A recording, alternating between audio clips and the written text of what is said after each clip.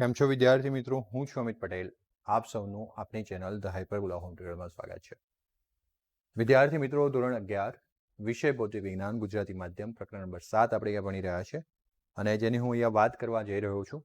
તો જેટલા પણ વિદ્યાર્થી મિત્રો મારી સાથે જોડાયેલ હોય, ખાસ પોતાની આઈડેન્ટિટી આપે અને ખાસ જણાવે કે તેઓ ક્યાંથી જોઈ રહ્યા છે.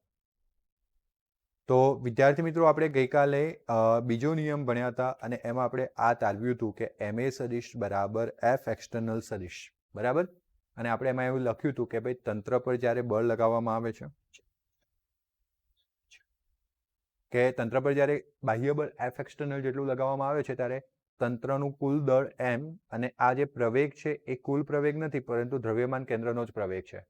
એનો મતલબ એમ કે આ દ્રવ્યમાન કેન્દ્રનું પ્રવેગ અને દ્રવ્યમાન કેન્દ્રનું દળ હોઈ શકે અને આ દ્રવ્યમાન કેન્દ્ર પર જ લાગતું બળ હોઈ શકે, પણ રિયલમાં તો આ તંત્ર પર લાગતું બળ છે, આ તંત્રનું કુલ દળ છે. એટલે આપણે એવું તથ્ય કરી શકીએ કે કોઈ પણ તંત્રનું દ્રવ્યમાન કેન્દ્ર જાણે કે બધું જ બળ એના પર લાગે છે અને બધું જ દળ તંત્રનું એના પર સંગ્રહાયેલું છે, એવી રીતના ગતિ કરે છે. તો આ રહ્યું એનું તથ્ય કે જાણે કે તંત્રનું સમગ્ર દ્રવ્યમાન તેના દ્રવ્યમાન કેન્દ્ર પર સંકેન્દ્રિત હોય અને બધા જ બાહ્ય બળો તેના પર લાગતા હોય તેવું એ સમીકરણ આપણને સૂચવે છે અને એ આપણે ધ્યાનમાં રાખીશું. નોંધો કે દ્રવ્યમાન કેન્દ્રની ગતિ જાણવા માટે કણોના તંત્રના આંતરિક બળોની જાણકારીની જરૂરિયાત નથી. આપણે ખાલી ને ખાલી બાહ્ય બળોની જરૂરિયાત છે. આંતરિક બળો કયા છે એની આપણે જાણ રહેતી નથી, જરૂરિયાત નથી. આપણે ફક્ત કયા બળોને જાણવા જોઈએ? બાહ્ય બળોને. સમીકરણ મેળવવા માટે આપણે કણોના તંત્રના પ્રકારને સ્પષ્ટ કરવાની જરૂર નથી. આપણે જે સમીકરણ મેળવ્યું 7.11 MA બરાબર F એક્સટર્નલ સદિશ, એમાં કણોનું કયું તંત્ર છે, એમાં કેટલા કણો છે, એ બધું તંત્ર કેવું છે એની આપણે જાણકારીની જરૂરિયાત રહેતી નથી. આ તંત્ર તે ગતિમાન કણોનો એક સમૂહ હોઈ શકે. તંત્ર એટલે બીજું કંઈ નહીં, ઘણા બધા કણોનો એક સમૂહ. એ કણો કદાચ ગતિમાન પણ હોઈ શકે અને જેમાં તમામ પ્રકારની આંતરિક ગતિ હોઈ શકે, અલગ અલગ પ્રકારની આંતરિક ગતિ એમના અંદર હોઈ શકે, અથવા તો તેઓ કોઈ એક દઢ પદાર્થ પણ હોઈ શકે. હવે ધ્યાન આપજો, ગતિમાન કણોનો સમૂહ પણ હોઈ શકે, મતલબ કે વાયુના કણો કેવા ગતિમાં હોય. કદાચ કોઈ દઢ પદાર્થ પણ હોઈ શકે, એમાં ગતિમાં હોતા નથી કણો. જેમ કે કોઈ ઘન પદાર્થમાં કણો પોતાનું સ્થાન બદલતા નથી. કે તે એવું હોઈ શકે છે કે જે શુદ્ધ સ્થાનાંતરણ એટલે કે ટ્રાન્સલેશન ગતિ અથવા તો સ્થાનાંતરણ ગતિ અને ચાક ગતિનું મિશ્રણ ધરાવતું હોય. તો આપણે શું ભણ્યા? તંત્ર તરીકે ગતિમાન કણો પણ હોઈ શકે, કાં તો પછી ને પછી માત્ર ને માત્ર સ્થાયી કણો પણ હોઈ શકે, અથવા એવો કણોનો સમૂહ હોઈ શકે કે જે શુદ્ધ ગતિ કરતો હોય, બરાબર છે. કોઈક ચાક ગતિ એકલું કરતું હોય, કોઈક શુદ્ધ ગતિ અને ચાક ગતિનું મિશ્રણ હોય. કોઈ પણ તંત્ર અને તેના પ્રત્યેક કણોની ગતિ ગમે તેવા હોય, પણ દ્રવ્યમાન કેન્દ્ર હંમેશા MA સદિશ બરાબર F સદિશ રીતે જ ગતિ કરે. ઇન શોર્ટ, ઘણા બધા અલગ અલગ પ્રકારના તંત્રો કેમ નથી હોતા, દ્રવ્યમાન કેન્દ્ર હંમેશા શાના તરીકે ગતિ કરે છે? MA સદિશ બરાબર F સદિશ સ્વરૂપે જ ગતિ કરે છે. આપણે અગાઉના પ્રકરણોમાં કર્યું તેમ હવે આપણે વિસ્તૃત પદાર્થોને એકાકી કણો તરીકે લેવાની જગ્યાએ તેમને કણોના તંત્રો તરીકે લઈ શકીએ છીએ. અને આપણે આગળ શું કર્યું હતું? જેવી રીતના જોયું હતું તેમ કે જે વિસ્તૃત એટલે કે મોટા પદાર્થો હતા તેને આપણે એક એક કણ લેવાની જગ્યાએ હવે આપણે કણોના શું તરીકે લઈ શકીએ છીએ? તંત્ર. હા, આપણે ગતિનો અભ્યાસ શરૂઆત કરી હતી ધોરણ 11ની અને એટલા માટે આપણે એક બહુ જ ડિફિકલ્ટીમાં ના પહોંચી જઈએ એટલે આપણે કોઈ પણ પદાર્થને કણ સ્વરૂપે લેતા હતા. જેમ કે જો આપણે કારની વાત આવે કે કઈ કાર આટલી ઝડપે ગતિ કરે છે તો આપણે કારને બિંદુ તરીકે લેતા હતા, કણ તરીકે લેતા હતા. પણ હવે આપણને કણોના તંત્ર વિશેની સમજણ મળી ગઈ છે, તો હવે આપણે આ કારને કણોનું તંત્ર સમૂહ કણોનો સમૂહ તરીકેનું તંત્ર વિચારી શકીએ. પરંતુ હવે આ કારની ગતિનો અભ્યાસ ઘણા બધા કણો પૈકી એક જ કણને ધ્યાનમાં લઈને કરીશું અને એ કણ કયું હશે? દ્રવ્યમાન કેન્દ્ર. ઓકે. તંત્રનું સમગ્ર દ્રવ્યમાન તેના દ્રવ્યમાન કેન્દ્ર પર કેન્દ્રિત થયેલું અને તંત્ર પરના બધા જ બાહ્ય બળો દ્રવ્યમાન કેન્દ્ર પર લાગે છે એવું આપણે સમજવાનું હોય છે. આમ ધારીને આપણે તેમની ગતિના શુદ્ધ સ્થાનાંતરીય ઘટક એટલે કે તંત્રના દ્રવ્યમાન કેન્દ્રની ગતિ મેળવી શકીએ છીએ. આપણે એવું ધારી લઈએ કે તંત્ર જે છે એ તંત્રનું સમગ્ર દળ શાના પર લાગે છે, અને આપણે એવું પણ ધારી લઈએ કે તંત્ર જે છે એનું દરેક બળ દ્રવ્યમાન કેન્દ્ર પર લાગે છે અને પછી આપણે એને શુદ્ધ સ્થાનાંતરિત ગતિના સમીકરણો લાગુ પાડીએ, જે આપણે આગળના ચેપ્ટરોમાં ભણ્યા હતા. v² - u² બરાબર 2s, v બરાબર u પ્લસ at, s બરાબર ut પ્લસ 1/2 at². યુની જગ્યાએ કદાચ તમે v0 ભણ્યા હોય. ક્લિયર? એ લાગુ પાડી શકીએ છીએ. અગાઉ આપણે પ્રક્રિયાને સ્પષ્ટ રીતે વ્યાખ્યાયિત અને યોગ્ય ઠેરવ્યા વિના પદાર્થો પરના બધા જ વિશ્લેષણમાં અને સમસ્યાઓને ઉકેલમાં પણ આવું જ અનુસરતા હતા. આપણે કઈ આખી કારના દરેક કણને થોડી ધ્યાનમાં લેતા હતા. આપણે એવું કહેતા હતા કે કાર એ ગતિ કરે છે, કાર બી સામેથી ગતિ કરે છે, તો આપણે કોઈ એક બિંદુ લેતા હતા, હે ને, એને બિંદુ સ્વરૂપે દર્શાવતા હતા. એ બિંદુ બીજું કંઈ નહીં, કયું હતું? દ્રવ્યમાન કેન્દ્ર. હા, એ વખતે સમજૂતી નથી મેળવી આગળના ચેપ્ટરમાં, છતાંય આપણે કામ તો આવું જ કરતા હતા. હવે આપણે સમજીએ છીએ કે અગાઉના અભ્યાસોમાં આપણે કહ્યા વગર એમ ધાર્યું હતું કે ચાક ગતિ અથવા આંતરિક ગતિ કાં તો હતી નહીં અથવા તો કેવી હતી? અવગણીય હતી. હવે આપણે આમ કરવાની જરૂર નથી. જ્યારે આપણે ત્રીજું, ચોથું, પાંચમું ચેપ્ટર ભણ્યા અને ગતિની વાત કરી, ત્યારે આપણે ત્યાં માત્ર ને માત્ર સ્થાનાંતરણ ગતિની વાત કરતા હતા, કોઈ ચાક ગતિની વાત કરતા ન હતા. કારણ કે બેટા, જ્યારે તમે કણોનું બનેલું તંત્ર લો, તેવું જરૂરી નથી કે તંત્રમાં માત્ર સ્થાનાંતરણ ગતિ હોય, એની અંદર ચાક ગતિ પણ હોય ને. આપણને ભલે દેખાય સ્થાનાંતરણ, એક કાર ગતિ કરે છે તો શું એના અંદર ના પેલા ઇલેક્ટ્રોન છે, એટમ છે, કદાચ સ્થાનાંતરણ ગતિ બી કરતા હોય ને, અંદર ચાક ગતિ બી કરતા હોય. પણ આપણે જ્યારે સ્થાનાંતરણ ગતિનો અભ્યાસ કરતા હતા ત્યારે આપણે આ બીજી ચાક ગતિ ને એવી બીજી કોઈ ગતિઓ હોય તેને અવગણી હતી. શું કરી હતી? પણ જો કે હવે આપણે ક્લિયર થઈ ગયા કે અગર એની અંદર આંતરિક ગતિઓ હોય તો આ આંતરિક ગતિઓ ma બરાબર fa સદિશવાળા સમીકરણમાં કોઈ ભાગ ભજવતી નથી, એટલે એને અવગણવી પણ સાચી જ હતી. સમજ પડી ગઈ? ચલો, હવે આમ કરવાની જરૂર નથી, કારણ કે આપણે અગાઉ જે પ્રક્રિયા અનુસરતા હતા તેને ફક્ત સમર્થન જ નથી મળ્યું, પરંતુ એ પણ જાણી શક્યા કે જેના દ્વારા નંબર 1 દળ પદાર્થ પરિભ્રમણ કરતો હોય અથવા નંબર 2 એક એવું કણોનું તંત્ર કે જેમાં કણો તમામ પ્રકારના આંતરિક ગતિ ધરાવતા હોય, તો તેમના સ્થાનાંતરણ ગતિને કેવી રીતે વર્ણવી શકાય અને અલગ પાડી શકાય એ પણ આપણે શોધી નાખ્યું. હવે જુઓ તમે, અહીંયા એક પ્રક્ષિપ્ત પદાર્થ આપેલો છે અને એ પ્રક્ષિપ્ત પદાર્થ તમને ખબર છે ને, પરવલય આકારે જાય, અને અહીંયા બોમ્બ છે. બોમ્બને અહીંયાથી ફેંકો એટલે પરવલય આકારે જાય અને અહીંયા જઈને ધડાકો થશે. શું થશે? ધડાકો. તો શરૂઆતમાં બોમ્બનું જે દ્રવ્યમાન કેન્દ્ર છે ને, એ દ્રવ્યમાન કેન્દ્ર એવી રીતના જ આગળ વધે અને જ્યારે ધડાકો થાય એટલે અલગ અલગ ટુકડા અલગ દિશામાં ફેરવાય, પરંતુ આ બોમ્બનું દ્રવ્યમાન કેન્દ્ર એ જ દિશામાં આગળ વધવાનું જે દિશામાં બોમ્બ પહેલા આગળ વધવાનો હતો. જો એને સમજવાનો પ્રયત્ન કરીએ એટલે સમજાય કે આકૃતિમાં આપણે જોયું એ ma સદિશ બરાબર f એક્સટર્નલ સદિશનું એક ઉદાહરણ છે. સામાન્યતઃ પરવલય આકારના પથને અનુસરતો એક પ્રક્ષિપ્ત પદાર્થ હવામાં ફૂટીને ટુકડાઓમાં વિભાજન પામે છે. ફૂટે છે એટલે આપણે એને બોમ્બ ગણ્યો. આ વિસ્ફોટ તરફ દોરી રહેલા બળો કયા બળો છે? અને વિસ્ફોટ બોમ્બ ફૂટે છે તો ત્યાં કઈ હવામાં કોઈ હથોડો મારવા ગયેલો? ના, બોમ્બ નાખ્યા પછી એની જાતે ફૂટવાનો છે. એની જાતે ફૂટવાનો છે મતલબ કે એના કયા બળો છે? આંતરિક બળો છે. અને આંતરિક બળો હોય તો અહીંયા એફ એક્સટર્નલ બળ કેવું થઈ ગયું? 0. 0 થઈ ગયું તો પ્રવેગ કેવો થવો જોઈએ? 0. તો તેથી તેના દ્રવ્યમાન કેન્દ્રની ગતિમાં કોઈ જ ફાળો આપતું, બધા બળો આંતરિક બળો છે, અને આંતરિક બળો કોઈ દિવસ દ્રવ્યમાન કેન્દ્રની ગતિમાં ફાળો આપશે નહીં. આપણે ભણીને આવ્યા તેમ કે દ્રવ્યમાન કેન્દ્રની ગતિમાં બાહ્ય બળો કામ લાગે. કયા બળો કામ લાગે? બાહ્ય. તેથી કુલ બાહ્ય બળ એટલે કે ગુરુત્વાકર્ષણ બળ એ પદાર્થ પર જ લાગ્યા કરે. માત્ર કયું બળ લાગે? ગુરુત્વાકર્ષણ બળ. અને તે વિસ્ફોટ પહેલા અને પછી પણ કેવું હોય? હે ને? હા, એ વસ્તુ છે કે વિસ્ફોટ પહેલા ખાલી બોમ્બ એક જ હતો, મતલબ કે બધો પદાર્થ એક જ પદાર્થ સ્વરૂપે હતો, અને વિસ્ફોટ થયા પછી અલગ અલગ ટુકડા બની ગયા. પણ ટુકડા બનવાથી કે માસમાં દળમાં કોઈ ફરક પડવાનો નથી. બધા ટુકડાનું દળ જોડી દો તો પેલું કુલ દળ થઈ જશે. એટલે શરૂઆતમાં પણ બાહ્ય બળ તરીકે ગુરુત્વાકર્ષણ બળ લાગતું હતું, અને વિસ્ફોટ થયા પછી પણ બાહ્ય બળ તરીકે કયું બળ લાગે છે? ગુરુત્વાકર્ષણ બળ લાગે છે. દ્રવ્યમાન કેન્દ્ર વિસ્ફોટ બાદ પણ આ બાહ્ય બળના પ્રભાવ હેઠળ જ એ પરવલય પથ પર ગતિમાન રહે છે, અને જેને તે વિસ્ફોટ ન થયો હોય તો પણ તે શું કરવાનું હતું? એટલે દ્રવ્યમાન કેન્દ્ર પોતાનું સ્થાનને બદલે, કારણ કે અહીંયા કોઈ બાહ્ય બળ લાગતું નથી એટલે શરૂઆતમાં આમ જતું હતું, પછી આમ જ જાત, ફૂટી ગયો તો છતાં પણ એમ જ જશે. ઓકે, શાંતિથી આપણે આટલું સમજી ગયા. હવે થોડીક બીજી વાતો આપણે વિશેષમાં કરીએ તો કે કણોના તંત્રનું રેખીય વેગમાન. કણોના તંત્રનું કયું વેગમાન? રેખીય વેગમાન. એના વિશે આપણે સમજવાનો પ્રયત્ન કરીએ. તો ચાલો આપણે ફરીથી યાદ કરીએ કે કણોનું રેખીય વેગમાન એટલે શું બેટા? p સદિશ બરાબર mv સદિશ, p સદિશ બરાબર કયો સદિશ? mv સદિશ. તો ચાલો આપણે ફરી વ્યાખ્યાયિત કરીએ કે p સદિશ બરાબર mv સદિશ. આપણે યાદ રાખીએ, યાદ કરીએ કે એક કણ માટે સાંકેતિક સ્વરૂપે ન્યૂટનની દ્વિતીય નિયમને નીચે મુજબ આપણે લખી શકીએ, જેમાં f સદિશ બરાબર આપણે dp સદિશ છેદમાં શું લખી શકીએ? dt લખી શકીએ. આ f સદિશ એ કણ પરનું બળ છે. આ ન્યૂટનની ગતિનો બીજો નિયમ છે અને આના પરથી તમે f સદિશ બરાબર d છેદમાં dt, p ની જગ્યાએ લખો છો mb, p ની જગ્યાએ લખો છો mb, m બહાર નીકળે dv છેદમાં dt, તો m આ dv છેદમાં dt ને શું કહો છો? a. તો આવતું હતું ને f સદિશ બરાબર ma સદિશ.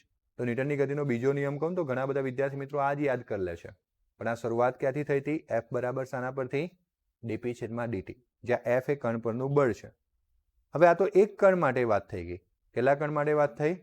એક. આવા n કણો માટે આપણે વાત કરીએ તો n કણોનું તંત્ર લઈએ, જેમાં હરેકનું અલગ અલગ દળ છે. જેમ કે પ્રથમ કણનું દળ કેટલું છે, બીજા કણનું દળ કેટલું છે, ત્રીજાનું mn, અને આમના વેગો અનુક્રમે v1, v2 અને vn છે. આ કણો પરસ્પર આંતરક્રિયા કરતા હોઈ શકે છે. આ જે કણો છે એ પરસ્પર શું કરે છે? આંતરક્રિયા કરતા હોઈ શકે છે અને તેમના પર બાહ્ય બળ લાગતું હોઈ શકે છે. એમના પર બીજું શું લાગી શકે તેમ છે? બાહ્ય બળ. એટલે આપણે જોયું તેમ કે માનો કે કણોનું ઘણું એક કણો n કણોનું એક તંત્ર બનેલું છે, જેમના દળ અને અલગ અલગ વેગ આપણે જોઈ લીધા. હવે એક કણ બીજા કણ પર, બીજો કણ પ્રથમ પર, પ્રથમ ચોથા પર, ચોથો પહેલા પર, પ્રથમ આવું 10 પાંચમો 10મા પર, 10મો 5મા પર, આવા કણો અંદર અંદર શું કરે? આંતરક્રિયા કરે. એકબીજા પર શું લગાવે? બળ લગાવે છે. પણ પ્રથમ કણનું રેખીય વેગમાન m1 v1 સદિશ છે. દ્વિતીય કણનું રેખીય વેગમાન m2 v2 સદિશ છે. બરાબર? આવી રીતના અલગ અલગ કણનું રેખીય વેગમાન અલગ અલગ થાય. હવે આપણે આવા n કણોના આ તંત્ર માટે કુલ રેખીય વેગમાનના તંત્રના તમામ વ્યક્તિગત કણોના રેખીય વેગમાનના સદિશ સરવાળા તરીકે વ્યાખ્યાયિત કરીએ તો તંત્રનું કુલ રેખીય વેગમાન બરાબર દરેકના રેખીય વેગમાનનો શું કરવાનું? હવે પહેલાનું રેખીય વેગમાન હતું m1 v1 સદિશ, બીજાનું હતું m2 v2 સદિશ, ડોટ ડોટ ડોટ n નું હોય mn vn સદિશ. હવે આપણે એવું ભણ્યા હતા કે ભાઈ તંત્રનું કુલ રેખીય વેગમાન p હોય અને આ mv સદિશ હોય તો આ બંનેને સરખાવીએ, p બરાબર mv અને આ p બરાબર m1 v1 m2 v2 mn vn સાથે સરખાવી દઈએ. અથવા તો આ જે સમીકરણ છે ને 7.8 સાથે સરખાવતા, સોરી હા, આ જે સમીકરણ છે ને 7.8 સમીકરણ સાથે સરખાવતા. તો 7.8 સમીકરણ હું તમને બતાવવા જઈ રહ્યો છું. આ રહ્યું જો છે mv સદિશ બરાબર m1 v1 m2 v2 dot dot mn vn. એટલે આપણે આની જગ્યાએ શું લખી શકીએ? mv સદિશ લખી શકીએ. અને એટલા માટે આપણે આ જે જમણી બાજુનું પદ છે એની જગ્યાએ શું લખી શકીએ? તો આપણને મળ્યું p સદિશ બરાબર કયો નિયમ? એમાં v છે ને દ્રવ્યમાન કેન્દ્ર માટે હતો. 7.8માં આપણે ગઈકાલે ભણ્યા હતા. કોના માટે હતો? દ્રવ્યમાન કેન્દ્રનો વેગ હતો. તો આ રીતે કણોના તંત્રનું જે કુલ વેગમાન p છે એ તંત્રના કુલ દળ m અને વેગ લેવાનો થાય તો વેગ કોનો લીધો છે? દ્રવ્યમાન કેન્દ્રના વેગના ગુણનફળના સમાન હોય છે. જો બેટા, કણ એકનું વેગમાન કેટલું? તો કે ભાઈ કણ એકનું દળ અને કણ એકનો વેગ સદિશ. પણ જ્યારે તમે એવું કહો કે તંત્રનું કુલ વેગમાન, તંત્રના ઘણા બધા કણો રહેલા છે, એનું કુલ વેગમાન કેટલું? તો કે એનું કુલ દળ અને જ્યારે વેગ લેવાનો થાય ત્યારે કોનો વેગ લેવામાં આવે છે? દ્રવ્યમાન કેન્દ્રનો. તો એના ગુણનફળ સમાન હોય છે. એટલે આમ જોવા જઈએ તો આપણે એવું સમજી શક્યા આટલા બે ઉદાહરણ પરથી, આ f બરાબર ma સદિશ પરથી અને p બરાબર mv સદિશ પરથી. આમાં કુલ તંત્રનું કુલ બળ, તંત્રનું કુલ દળ, પણ પ્રવેગ દ્રવ્યમાન કેન્દ્રનો, તંત્રનું કુલ વેગમાન, તંત્રનું કુલ દળ, પણ વેગ દ્રવ્યમાન કેન્દ્રનો. એનો મતલબ એમ સમજી શક્યા કે જ્યારે ઘણા બધા કણોનું બનેલું એક તંત્ર હોય ત્યારે એ તંત્રનું સંચાલન આ દ્રવ્યમાન કેન્દ્ર કરે છે. કોણ કરતું હોય છે? દ્રવ્યમાન કેન્દ્ર. તો સમીકરણનું સમયની સાપેક્ષે આપણે વિકલન કરીએ બેટા, તો આપણે p સદિશ બરાબર લાવ્યા હતા mv સદિશ. આનું સમયની સાપેક્ષે વિકલન કરીએ dp બાય dt. m અચળ, આ v નું કરો dv બાય dt. તો dv બાય dt ને આપણે શું કહી શકીએ? a સદિશ. m નો m, તો આમ મળ્યું dp બાય dt બરાબર ma. પણ એમ એને આપણે એફઈ એક્સટર્નલ કહેતા હતા. આપણે આગળ ભણી ગયા, અહીંયાથી જ આપણે ચાલુ કર્યું. તો ડીપી છેદમાં ડીટી બરાબર એફઈ એક્સટર્નલ આવી ગયું. આ બીજું કંઈ નહીં, આપણે આ બધા નિયમો કણોના સમૂહ એટલે કે તંત્ર માટે લાગુ પાડ્યા હતા. તો આ કણોના તંત્રને લાગુ પડતો ન્યૂટનનો કયો નિયમ થઈ ગયો? એફ સદિશ ડીપી છેદમાં ડીટી બરાબર. આ બીજો નિયમ આપણે કણોના તંત્ર માટે સાબિત કર્યો. એના મુજબ આપણે જોવા જઈએ કે ભાઈ ડીપી છેદમાં ડીટી બરાબર 0 હોય અને બળ જો 0 લઈ લો આપણે, બરાબર, તો ડીપી છેદમાં ડીટી બરાબર 0 થઈ ગયો. એનો મતલબ કે કોઈકનું વિકલન 0 થાય. અને કોનું વિકલન 0 થાય? હંમેશા અચળ પદનું વિકલન 0 થાય. કોનું વિકલન 0 થાય? તો અહીંયા ડીપી છેદમાં ડીટી 0, એનો મતલબ કે પી કેવો છે? એટલે કે એનું વેગમાન બદલાતું નથી. જો આપણે ધારી લઈએ કે બાહ્ય બળોનો સરવાળો 0 થાય એટલે ડીપી છેદમાં ડીટી બરાબર આપણે બાહ્ય બળની જગ્યાએ શું મૂકી દીધું? 0. એનો મતલબ પી કેવું થાય? અચળ. અને આપણે આ કહીએ છીએ વેગમાન સંરક્ષણનો નિયમ. કયો નિયમ? વેગમાન અચળ રહે છે, મતલબ કે વેગમાનનું સંરક્ષણ થાય છે. તો આપણે આગળ ભણ્યા હતા કે જ્યારે કોઈ કણ પર, પહેલા આપણે કણની રીતે ભણ્યા હતા આગળના ચેપ્ટરોમાં, વેગમાન સંરક્ષણ નિયમ, કે કોઈ કણ પર બાહ્ય બળ લાગતું નથી તો એના પર શરૂઆતના એટલે કે પ્રારંભિક અને અંતિમ વેગમાન સરખા રહે છે. આમ એના વેગમાનનું શું થાય છે?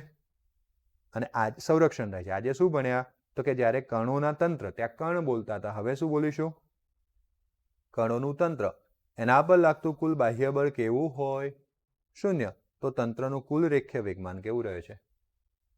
ત્યાં કણ માટે વ્યાખ્યાયિત કર્યું હતું. આજે આપણે કણોના તંત્ર માટે આને વ્યાખ્યાયિત કરી ચૂક્યા છીએ. ઓકે, આ વિધાનને કણોના તંત્રના કુલ રેખીય વેગમાનના સંરક્ષણનો શું કહેવામાં આવે છે? નિયમ કહેવામાં આવે છે. સમીકરણના કારણે, આ જે સમીકરણ છે એના કારણે આનો અર્થ એ પણ છે કે જ્યારે તંત્ર પર કુલ બાહ્ય બળ કેવું હોય? 0. ત્યારે દ્રવ્યમાન કેન્દ્રનો વેગ કેવો થાય? અચળ થાય. અને આજે આપણે સમીકરણ છે એનો બીજો અર્થ એવું લઈ શકીએ કે કુલ બાહ્ય બળ 0 હોય તો કેન્દ્રનો વેગ કેવો થાય? અચળ. કેમ? વેગમાન અચળ, પી અચળ, તો પી બરાબર mv, વેગ પણ કેવો થાય? અચળ થાય. પી તો જ અચળ રહી શકે જો વેગ શું થાય? અચળ હોય. તો આપણે આ પ્રકરણમાં કણોના તંત્રની ચર્ચા દરમિયાન તંત્રનું કુલ દ્રવ્યમાન કેવું રાખવાના છે?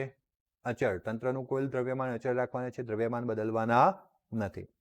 આપણે નોંધી લઈએ કે ભાઈ આંતરિક બળો એટલે કે કણો દ્વારા, તંત્રના અંદર ઘણા બધા કણો હોય, આ કણો એકબીજા પર બળ લગાડે, એને આપણે આંતરિક બળો કહીએ છીએ. એ બળોના કારણે પ્રત્યેક કણનો ગતિપથ જટિલ હોઈ શકે.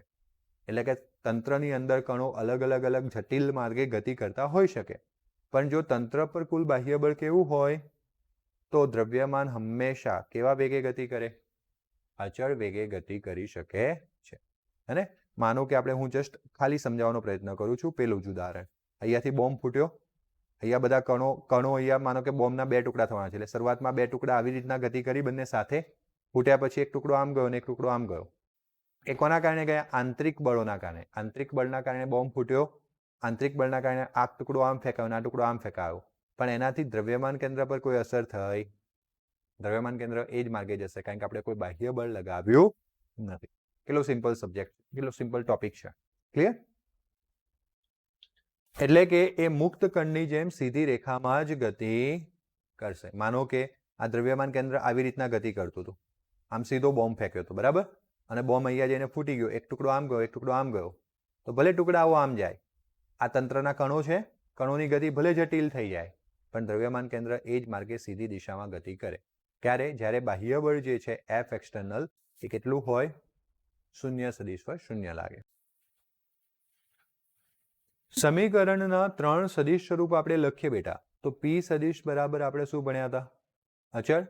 તો આ પી સદિશના 3 ઘટકો હોય, px, py અને pz. એ ત્રણેય પણ અચળ થાય. અચળ માટે કોન્સ્ટન્ટ, કોન્સ્ટન્ટનો c એટલે c1 c2 અને શું લખ્યું? c3. px, py અને pz એ કુલ રેખીય વેગમાન p સદિશના અનુક્રમે x, y અને z અક્ષ પરના ઘટકો છે. જ્યારે c1, c2 અને c3 એ શું છે? અચળ છે. શું છે? અચળાંકો. અને જો મેં તમને કીધું તેમ કે બોમ્બ વાળી વાત કરી હતી તેમ, અહીંયા એક ભારે ન્યુક્લિયસ લેવામાં આવ્યું છે રેડિયમનું. એ અહીંયા સીધી રેખાએ ગતિ કરતું હતું, તો દ્રવ્યમાન કેન્દ્ર પણ એની સાથે ગતિ કરતું હતું. પછી અહીંયા જઈને ફૂટી ગયું, એમાંથી શું મળી ગયું? હિલિયમ અને રેડોન. તો આ બંને અલગ અલગ માર્ગે ગતિ કરે છે. તંત્રના કણો અલગ અલગ જટિલ માર્ગે ગયા પરંતુ બાહ્ય બળ કોઈ લગાવવામાં નથી આવ્યું એટલે સેન્ટર ઓફ માસ CM એટલે સેન્ટર ઓફ માસ એ જ દિશામાં ગતિ કરશે.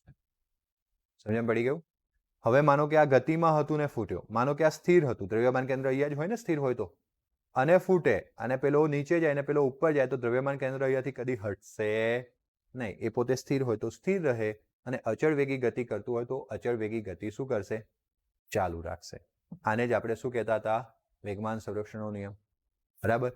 વેગમાનનું સંરક્ષણ થતું હોવાથી પોતાની ગતિને મતલબ જડત્વનો નિયમ. અને આને આપણે જડત્વનો નિયમ કહેતા હતા. સ્થિર હોય તો સ્થિર રહે ને અચળ વેગી ગતિ ચાલુ હોય તો અચળ વેગી ગતિ ચાલુ રાખે. એટલે જડત્વનો નિયમ પણ અહીંયા શું થાય છે? પડાય છે. ઓકે, થોડું વિચારી, લાંબો ટોપિક છે, એનો કોઈ ફૂલ સ્ટોપ નથી, એટલે નાને નાને ટુકડે ટુકડે વિચારીને સમજીને યાદ રાખવું પડશે. તો આપણે જોયું કે અસ્થાયી કણના કિરણોત્સર્ગી ક્ષય રેડિયો એક્ટિવ ડીકેને ધ્યાનમાં લઈએ. જેમ મેં તમને અંદર સમજાવી દીધું આકૃતિમાં તેમ રેડિયમનું ન્યુક્લિયસ, રેડિયમના ન્યુક્લિયસનું એક રેડોન ન્યુક્લિયસ અને બીજું આલ્ફા કણ એટલે પેલું HE લખેલું હતું ને હિલિયમ, એ આલ્ફા કણમાં વિઘટન થાય છે. આ ક્ષયકારક બળો જે છે, મતલબ કે આ વિઘટન થવા માટેના જે બળો છે એ તંત્રના કયા બળો છે? એમાં આપણે કોઈ બાહ્ય બળ લગાવવું પડતું નથી. તંત્ર પરના બાહ્ય બળો કેવા છે? અવગણ્ય. એનો મતલબ કે કેવા છે? શૂન્ય. તેથી કુલ રેખીય વેગમાનનો ક્ષય પહેલા અને ક્ષય પછી કેવું રહે છે? સમાન જ. એટલે ક્ષયમાં ઉત્પન્ન થયેલા બે કણો રેડિયોન ન્યુક્લિયસ અને બીજો છે આલ્ફા કણ, એવી જુદી જુદી દિશામાં ગતિ કરશે. બંને અલગ અલગ દિશામાં ગતિ કરશે અથવા ગતિમાન થશે કે તેમના દ્રવ્યમાન કેન્દ્ર એ જ દિશામાં ગતિ કરે જે ક્ષય પૂર્વે મૂળ રેડિયમ ન્યુક્લિયસ જે પથ પર ગતિ કરતો હતો.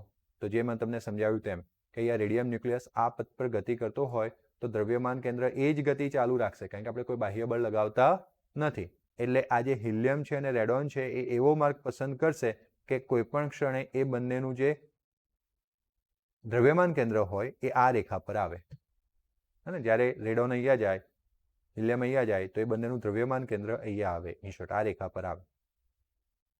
અગર રેડિયમ સ્થિર હોય તો દ્રવ્યમાન કેન્દ્ર સ્થિર રહેશે અને પેલા બે એવી રીતના ગતિ કરશે.